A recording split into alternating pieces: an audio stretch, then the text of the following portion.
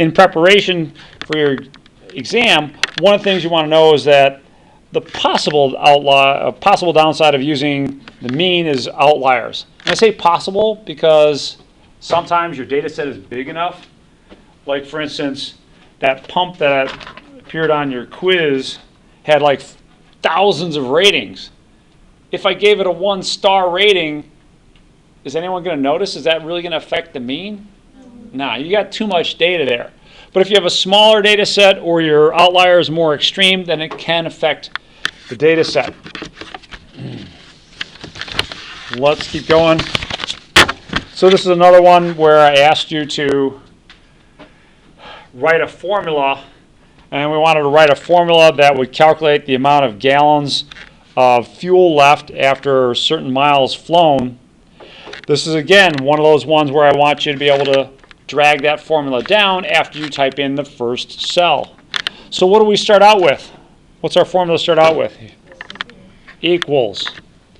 And then you're going to take your 63,500 minus 5 times x. X is in this column. So see, 63,500 minus 5. But instead of x, let's assume this is column A, this is column B, 1, 2, 3, etc. What should I type in instead of x? A1. And then you can drag this down, and it'll fill in all the way. Let's move on to this one. Your insurance rate and how many points you have on your driver's license. So what's the dependent, what's the independent? Dependent or is your insurance rate? Wait. Yeah, your insurance rate is going to depend on how many points you have on your license, in part. All right. A big part of it is also determined by the state that you live in. So I'm not sure how Michigan fares in that regard. But yeah, that's going to be your dependent. So your Y or your dependent is going to be your rate. And then your independent is going to be your points on the license. Okay. Problem number 12, I was actually a little bit nicer to you than the initial problem. I told you that YA is correct. And sometimes I'll do something like that because I want you to give me a certain answer in return. In this case, I want you to tell me why A is correct, rather than just tell me that, oh yeah, A is the right one. I've already told you that. So Lily knows the answer on this one. Jameson, I see you as well. Anyone else want to? Marquise? I don't mean to ignore all the other ones. I'd like to get a little variety. Marquise, what do you think? Why does A have to be the right one? A is the right one because it's cubed. When you multiply 1.2 inch, it's squared, and then 3 inch as well. Okay. Cubed. McKenna, do you agree? Yep. Yeah. So when you multiply these units together, you've got inches squared times inches. That's going to give you inches cubed. You need cubic units for volume. That's how you measure things, is in cubic units. Down here, pi r squared is how you calculate the area of a circle. So let's use that to find the area of a circle. R is the radius. What's the diameter of this if it has a radius of 3? 6. So be careful if you're given the diameter or the radius. If you're given the diameter, you might need to cut it in half to use a formula like this. So pi times 3 squared, or 9 times pi. Pi is something you should be doing on your calculator. So let's do it there. I'll exit out of this. 9. Where's the pi key? Lily? You found that? Helped you find that one earlier? Yeah. I don't have my calculator out. All right, it's okay. It's the wait. All right. I'll give you a half a hint. I don't got it. You get the second key, Second and the up. second and the up arrow key. Well, yeah, I know Second, the you're up arrow running to key. it. I don't know what key it is. 28.27, rounded off. So about 28.27. But if you gave me 28.27 on an exam or a quiz, I'd probably be a little bit unhappy. 28.27. Why would I be unhappy? No units. So there's probably 2 points for the units. One, you need centimeters, and two, you need centimeters squared, because you want the right dimension for that. So, yay. All right. Let me do problem number 18 here for you guys before you leave, because this is certainly one that I care about and want you to be able to do. This is your dimensional analysis, it's your conversion factor, it's all that kind of stuff rolled into one. We're going to start out with 2 miles per hour, and we want to convert it to inches per second. Now, I gave you all the conversion factors that you would need. Those are right here. You are not going to have these conversion factors memorized. It's just not the way I roll. You are going to have to know how to use them. So if I'm going to start out with 2 miles per hour, and eventually I want to get to inches per second, then one thing I'm going to do is I'm going to convert miles to feet and then feet to inches. Now the big thing about a conversion factor is that when you multiply by something, you want your units to cancel. So if I'm trying to cancel units of miles, should I put that in the numerator or denominator? Denominator. So I'll put 1 mile here, and that's 5,280 feet. All right, so then I'll have feet per hour. Well, I want feet per second. Now, if I'm going to use the fact that 1 foot has 12 inches, where am I going to put each of those?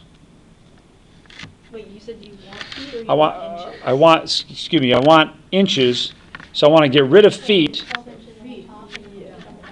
12 inches on the top, feet on the bottom. And again, notice that these are on opposite sides so that I'll get the cancellation that I expect and want. Last but not least, I got to convert hours to seconds. Hours is on the bottom. So where should I put my units here when I'm converting 1 hour is 3,600 seconds? Hour on top, 3,600 seconds on the bottom. Watch what happens when you do your unit conversions right. You've got units of miles, that cancels itself out. Units of hours, that cancels itself out. And units of feet cancels out. What are you left with? You're left with inches per second. So it's a matter of taking 2 times 5,280 times 12 divided by 3,600, and that's going to be in inches per second. And so let's just see what that is, because I'm kind of curious here. 2 times the 12 is 24, so I'll put that in the numerator. If you're a little bit nervous about doing these things, you can give yourself a nice fraction this way. Hit the alpha key, then the X key. There you go, get a nice up and down fraction. I want 2 times 12 is 24 times 5,280 divided by 3,600. And, you know, I didn't really want a fraction like there. I wanted a nice decimal answer here. So you can hit the math key and go down and say, you know what, turn that to a decimal. There you go, 35.2 inches per second. So a little bit less than 3 feet per second. So 35.2 inches per second. Nice. Nice. Okay. Let me run through my attendance here real quick for those of you who are leaving. I'm not going to call out your names. Let me just see that you're here, there. Um, for some of us, you're leaving. Some of us, you're staying.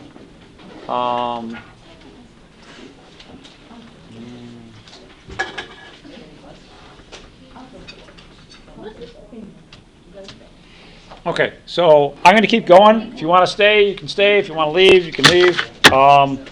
Except if you're in the enhanced class. In the enhanced class, you're stuck here. Have a good one. Have a great weekend.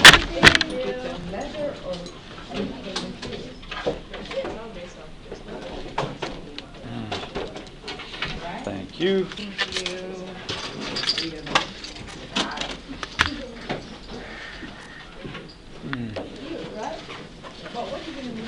Thank you. So let's look down to this one. I actually gave you the mean and standard deviation for each of these. So the mean, and you're welcome. I kind of changed this number a little bit to make the numbers work out a little bit better for my purposes. The mean for each of these was 42.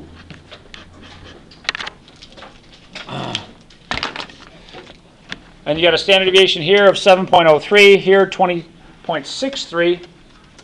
So the question is, which year was Nikki more consistent with her mileage? Have a good weekend. 2021? Okay. Layla, you're not so sure about that. She averaged the same number of miles each year. Now, what does it mean to be consistent? Yeah, you're pretty steady. All right. Now, which one of these seems like a more steady, consistent set of numbers? 2021, right? I mean, in 2022, you're all over the place. 1 month you got 21 miles, another one you got 80, and then down to 29, down to 10, and then back up here in the 40s. So you're bouncing around a lot. That's why you're getting a higher standard deviation. And I didn't ask you to calculate that. I just asked you to understand what this is reflecting for you. So a higher standard deviation reflects more variability, and if you have more variability, that's less consistency. You're not as steady and pretty much on track as you were in 2021. Bryn, you look a little unsure about that. I feel good about that. You feel okay? Yeah. All right. Thank you. Let's see. It's been reported that credit card debt for college seniors is normally distributed with a mean of $3,262 and a standard deviation of $1,100. Fill in the missing values. So this is your quiz kind of question. So the first one here, what's that middle one? Yep, 32? Yeah, 3262. Now, little trick here for us. And maybe I'll do it on here because it's a little bit easier to see. So for the first one, I want to figure out, what the standard deviation, or what this plus 1 standard deviation is going to be. Now, you don't have to do it this way. It's up to you. 3262 plus 1 times 1100. Now, you don't need to put the 1 there. You could just put in 100 or 1100, but I get 4362 for that first number. 4362. Nice. But here's the cool thing about putting it in that way. If I want to do this again for 2 standard deviations, all I need to do is hit the second key and then the enter key, and what happens? I get that previous calculation, right? Mm-hmm. What's the only change I need to make? 2. Yeah, I need to make that a 2. Okay, so it's a 2. And now I get 5,462. And then I'll do that one more time. I could do it this way as well. Just go up here, press enter, and go back and make that a 3. So 65, 62. Yay. How about the other direction? Well, how about if I hit the second key and the enter key, and this time I'll go back and make that a minus. Now I got negative 38. Well, that's pretty outstanding if you're in debt by negative $38. So let's see, negative 38. And let's fill in the last two. I'll make that a negative 2.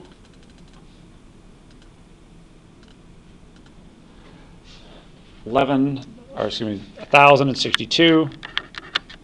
And the last one will just be, well, let's just do that in our heads. Or not. I'm getting tired. I got up early this morning. I mean, ridiculously early. 2162. There you go. What rule is it that we're using? Do you remember the name of that? What rule is it that we're using? Empirical rule.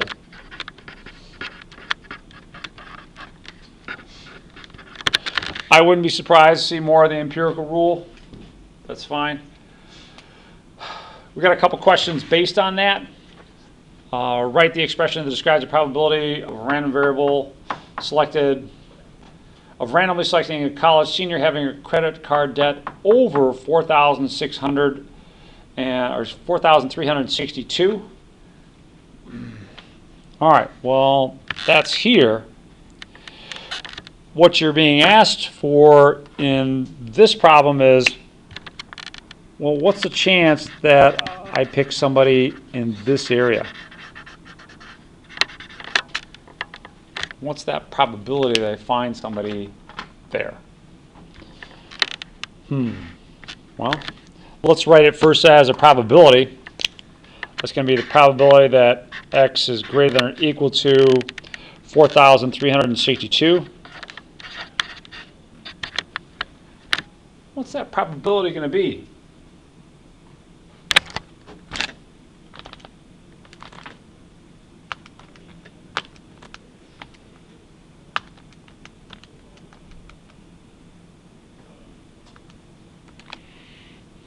Anyone? What would I do to find that probability? Yeah, add them. 13.5 plus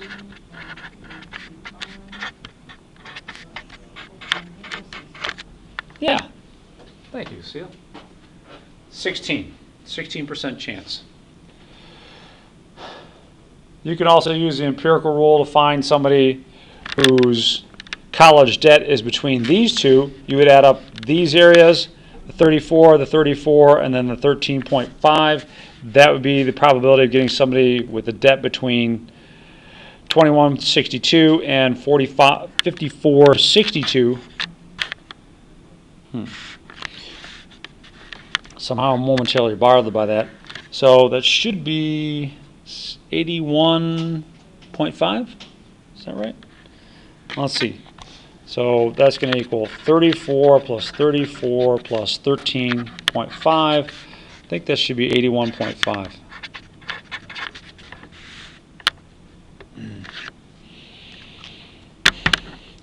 Let's move on down to this one down here.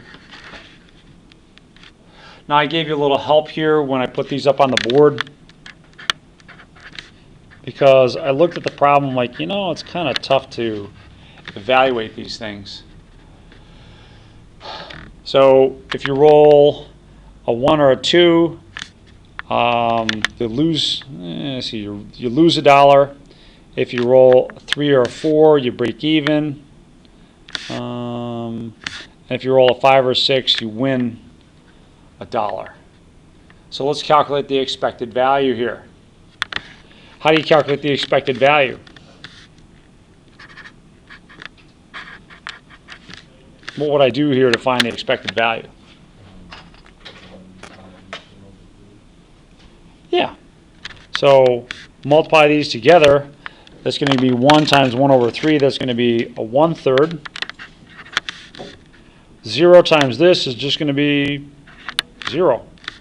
Negative 1 times 1/3 is going to be negative 1/3. The mean or expected value in this game is going to be what? What do we get if I add 1/3 and negative 1/3? 0. Yeah.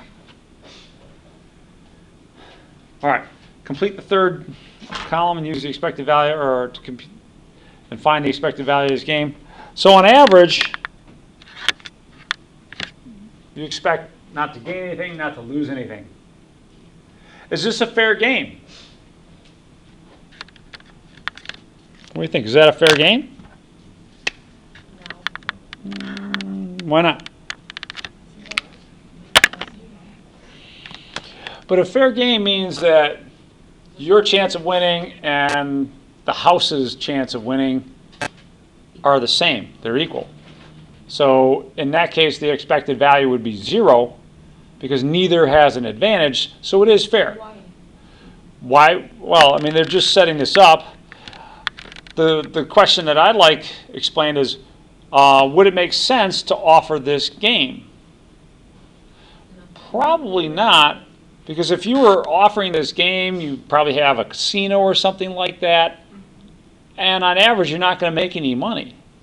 The expected value has to be negative in order for you to make money. And because it's 0, sometimes you win, sometimes you lose, but on average, you don't expect to get ahead or behind. You just expect to break even. So, this would not be a good game to play or to offer if you were a casino. Yes. Mu equals 0. But no. In order to stay in business as a casino, or the house as they're sometimes called, this expected value would have to be negative. Bryn, you look unhappy with that one? No? You're good? All right. In order for this game to make sense, if you were a casino, the expected value would have to be negative. Okay, these, I'll just put these up. Got these answers someplace. I think that's it. So, first things first here, is there a particular problem or type of problem that you're like, yeah, I need help with these things? What's on your mind moving forward towards this? Is there any problems that we saw on the board that you're like, yeah, I'm terrible with these? Yeah, Layla? It wasn't on here, but it was the other day when we were talking about the dice probability, and you had I don't remember what kind of question it was, but it was where you had did the 1 times 15, 2 times 15, 3 times 15, that thing. But Okay. I forgot what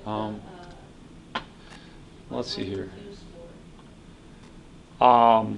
Like this one? This was the dice? Yeah. Okay, so this is an example of calculating the expected value. You're going to take your random variable, which is your x, times your p of x, which is here, and x times p of x is going to give you these numbers. When you add up this column of x times p of x, that's what's going to give you your expected value. Now, in the case of rolling a pair of dice, if you add up this column here on the right, you'll get the number 7. 7 is going to be the average roll of a pair of dice. So if you were downtown at Greektown Casino and you're watching them play craps all evening, and you kept track of it, their average roll would be a 7. Now, does that tell you what's going to happen on any particular roll? No. It's just that their average roll. If you take all those numbers that they rolled all night long, add them up and divide by n, you should get about a 7. Okay? So it's your expected value.